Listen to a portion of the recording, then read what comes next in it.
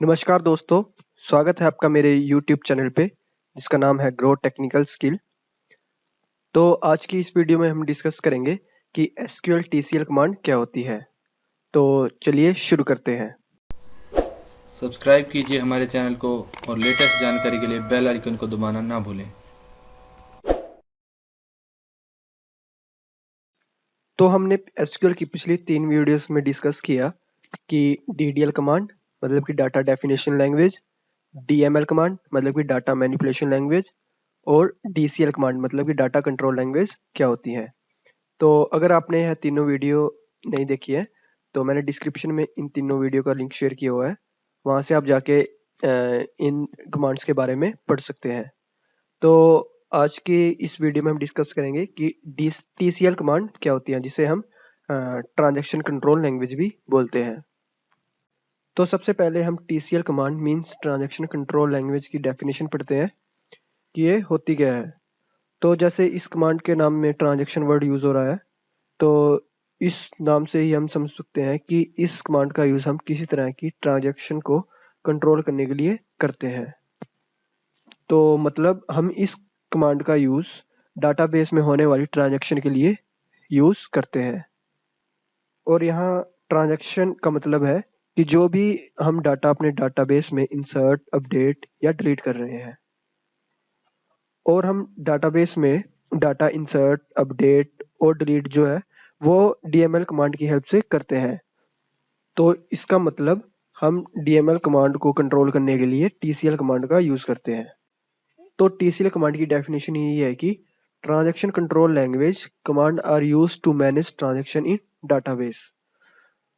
TCL command के लिए हम 3 स्टेटमेंट्स का यूज करते हैं। फर्स्ट है commit, सेकंड है रोलबैक और थर्ड है सेव पॉइंट। तो वन बाय वन हम इन तीनों स्टेटमेंट्स को पढ़ेंगे। तो सबसे पहले हम पढ़ते हैं commit स्टेटमेंट्स के बारे में। सबसे पहले हम commit कमांड की डेफिनेशन पढ़ते हैं। तो इसकी डेफिनेशन है commit command is used to permanently save any transaction into database।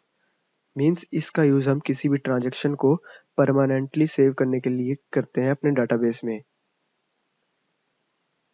जैसे एक एग्जांपल से समझते हैं। मान लीजिए मैंने इंसर्ट डीएमएल कमांड यूज की अपने डाटाबेस में डाटा इंसर्ट करने के लिए। तो जैसे ही मैं इंसर्ट कमांड रन करता हूँ, तो रन करने के बाद जो डाटा मैंने अपने डाटाबेस में इंसर्ट किया है वो उस टाइम पर परमानेंटली इंसर्ट नहीं होता। तो परमानेंटली डाटा इंसर्ट करने के लिए मैं commit कमांड का यूज करूंगा। तो commit कमांड रन करने के होने के बाद जो मेरा डाटा है वो परमानेंटली इंसर्ट हो जाता है मेरे डाटाबेस में।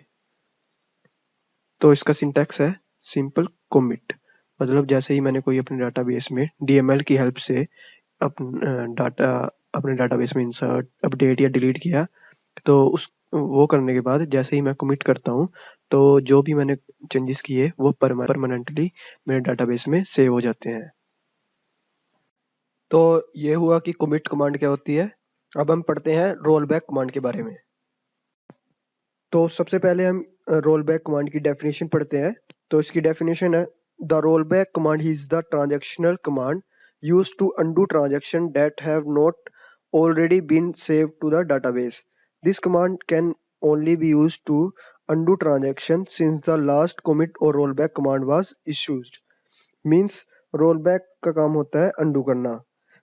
जैसे मैंने अपने डाटाबेस में कोई भी ट्रांजैक्शन की, ट्रांजैक्शन मीन्स या तो मैंने डाटाबेस में डाटा इंसर्ट किया या डाटा डिलीट किया या फिर मैंने डाटा में कुछ मॉडिफाई किया और मुझे कुछ टाइम बाद लगा कि शायद मैंने ये गलत कर दिया जो भी मैंने ट्रांजैक्शन की।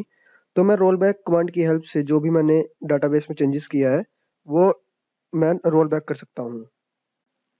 जैसे एक एग्जांपल समझते हैं कि कैसे हम रोल बैक कमांड का यूज़ कर सकते हैं। तो मेरे पास एक टेबल है स्टूडेंट नाम का, जिसमें 2 फील्ड है, नेम और क्लास। तो मुझे इस टेबल में ये वैल्यू जो है ये इंसर्ट करवानी है। तो मैंने इसके लिए इंसर्ट स्टेटमेंट यूज़ की और ये वैल्यू इंसर्ट करवा दी। मैंने फिर सिलेक्ट स्टेटमेंट से चेक किया कि क्या ये इंसर्ट हो गई है मेरे टेबल में। तो कुछ समय बाद मुझे लगा कि शायद मैंने ये वैल्यू अपने टेबल में है वो गलत इंसर्ट करवा दी है। तो मैं इससे बचने के लिए क्या करूँगा, मैं रोल बैक कमांड रन कर दूंगा। तो इसके लिए सिंपल मैं रोल बैक लिखूंगा और रन कर दूंगा। तो जैसे ही मैं इसे रन करूंगा और अपने टेबल में चेक करूंगा, तो जो वहां से जो वैल्यू है, ये वाली जो वैल्यू इंसर्ट हुई थी वो वहां से रिमूव हो जाएगी। बट रोल बैक की कंडीशन है कि जब तक हमने अपने टेबल में कुछ भी, अपने डाटाबेस में कुछ भी चेंज किया है और उसे कमिट नहीं किया है, तो तब तक हम उसे रोल बैक कर सकते हैं। अगर आपने कोई चेंज कर दिया और उसके बाद कमिट कर दिया, तो वो परमानेंटली जो चेंज है वो अपने हमारे डाटाबेस में हो जाएगा, उसे फिर हम दोबारा रोल बैक नहीं कर सकते। तो ये हुआ कि रोल बैक कमांड क्या होती है। अब हम लास्ट कमांड के बारे में पढ़ते हैं, जो कि है सेव पॉइंट कमांड। तो सबसे पहले हम सेव पॉइंट कमांड की डेफिनेशन पढ़ते हैं। तो इसकी डेफिनेशन है, save point command is use to temporary save a transaction so that you can roll back to that point whenever required। Means इसका यूज हम किसी ट्रांजेक्शन को टेम्परेरी सेव करने के लिए करते हैं, जिससे अगर हमें लगे कि कोई ट्रांजेक्शन हमने गलत किया है तो हम उस ट्रांजेक्शन को रोल बैक कर सके। तो इसका सिंटैक्स है सेव पॉइंट और साथ में जो भी हमें इस सेव पॉइंट का नेम डिफाइन करना है वो। तो सेव पॉइंट को हम एक एग्जांपल से समझते हैं। मान लीजिए कि मेरे पास एक टेबल है जिसमें दो फील्ड्स हैं, एक है आईडी और एक है नेम, और टेबल का नेम है क्लास। तो मैंने इसमें एक रिकॉर्ड इंसर्ट किया जिसकी आईडी है 2 और नेम है राहुल। और इस इंसर्ट क्वेरी को रन करने के बाद मैंने कर दिया कमिट। ठीक है, मतलब मैंने रिकॉर्ड परमानेंट सेव कर दिया अपने टेबल में। फिर मैंने अपडेट स्टेटमेंट की हेल्प से आईडी 2 के लिए जो है वो नेम अपडेट कर दिया अभिजीत, जो मैंने पहले इंसर्ट किया था राहुल। मीन्स मैंने अपडेट स्टेटमेंट की हेल्प से इस राहुल को अभिजीत के साथ अपडेट कर दिया, मतलब अब इसका नेम जो है वो अभिजीत हो जाएगा। और फिर अपडेट क्वेरी रन करने के बाद मैंने एक सेव पॉइंट क्रिएट किया जिसका नेम रखा मैंने ए। फिर मैंने इसी टेबल में, क्लास टेबल में एक और रिकॉर्ड इंसर्ट किया जिसकी वैल्यू रखी मैंने अब 3 और नेम रखा राहुल। फिर मैंने ये इंसर्ट क्वेरी रन की और इस क्वेरी के लिए मैंने एक सेव पॉइंट क्रिएट किया बी नाम का। ऐसे ही फिर मैंने एक और रिकॉर्ड इंसर्ट किया अपने टेबल में जिसकी आईडी है 4 और नेम है राहुल। तो मैंने इस क्वेरी को रन किया और इसके लिए एक सेव पॉइंट क्रिएट कर दिया सी। और एक बात नोट करना, मैंने जो ये अपडेट क्वेरी के लिए सेव पॉइंट क्रिएट किया है और इंसर्ट करने के लिए किया मैंने बी पॉइंट, और इस वाली इंसर्ट क्वेरी के लिए किया मैंने क्रिएट सेव पॉइंट सी। तो मैंने इन जो भी ये किए हैं क्रिएट, मतलब ये 3 क्वेरी रन किए हैं, अपडेट, इंसर्ट और ये वाली इंसर्ट, तो मैंने इसके बाद जो है कमिट कमांड का यूज नहीं किया है। तो अब मैं जो है अपने टेबल में देखता हूँ कि ये टेबल इस टेबल में किस टाइप का डाटा शो होगा। तो जैसे ही मैं उस सिलेक्ट स्टेटमेंट की हेल्प से देखता हूँ तो मेरे टेबल में कुछ इस टाइप का डाटा जो है वो शो होगा। तो मुझे टेबल में डाटा देखने से लगा कि जो मैंने ये अपडेट है जो, और ये जो इंसर्ट है, ये मैंने जो है कमांड दोनों गलत रन कर दी। मतलब मुझे अब ये आईडी 2 के लिए जो है वो नेम अपडेट ये नहीं करना चाहिए था, इसके लिए राहुल ही ठीक था आईडी 2 के लिए नेम।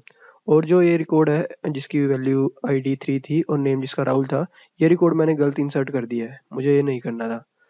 तो अब मैं क्या करूँगा, इसके लिए मैं रोल बैक कमांड की हेल्प लूँगा, मतलब इसे रोल बैक कर दूँगा। मैंने जो इसके लिए अपडेट के लिए जो है एक सेव पॉइंट क्रिएट किया था ए, और जो इस इंसर्ट क्वेरी के लिए मैंने अब एक सेव पॉइंट क्रिएट किया था बी। तो अब मैं रोल बैक कमांड का यूज करूंगा और रोल बैक टू ए कर दूंगा, मतलब सेव पॉइंट ए के लिए, और रोल बैक कर दूंगा टू सेव पॉइंट बी के लिए, और इन दोनों जो है क्वेरी को रन कर दूंगा मैं। तो जैसे ही मैं रन करता हूँ तो और अपने टेबल में देखता हूँ कि अब कैसा डाटा जो है मेरे टेबल में शो हो रहा है। तो अब जो है यहाँ पे ID2 के लिए जो है वो नेम हो गया है वही राहुल जो पहले था, और जो रिकॉर्ड 3 था वो यहाँ से डिलीट हो चुका है। तो अब ये मुझे लग रहा है कि हाँ, अब ये इस टेबल में डाटा जो है वो ठीक शो हो रहा है। तो अब मैं क्या करूँगा, commit कमांड की हेल्प से जो भी अब चेंजेस मेरे रह गए थे, अब मैं उसे commit कर दूंगा और उसे परमानेंटली सेव कर दूंगा। तो ऐसे जो है हम सेव पॉइंट कमांड का यूज़ करते हैं। मीन्स हम कोई भी जो है कोई भी अगर ट्रांजेक्शन करते हैं तो उसके लिए एक सेव पॉइंट क्रिएट कर देते हैं, और अगर जैसे हमने काफ़ी चेंजेस किए उसके लिए अलग अलग से सेव पॉइंट क्रिएट करते जाते हैं। और जैसे हमें कुछ टाइम बाद लगता है कि हमें अगर ये जो है वो मैंने ट्रांजेक्शन ठीक नहीं किया, मुझे इसे मतलब ये अपने टेबल में सेव नहीं करना है, तो मैं क्या करूँगा, रोल बैक की हेल्प से उस सेव पॉइंट को रोल बैक कर दूंगा। और बाद में जो है मुझे अपने टेबल में देखूंगा कि अब डाटा कैसा शो हो रहा है, और अगर शो ठीक हो रहा है तो मैं उसे कमिट कर दूंगा और जो भी चेंजेस है वो परमानेंटली सेव हो जाएंगे।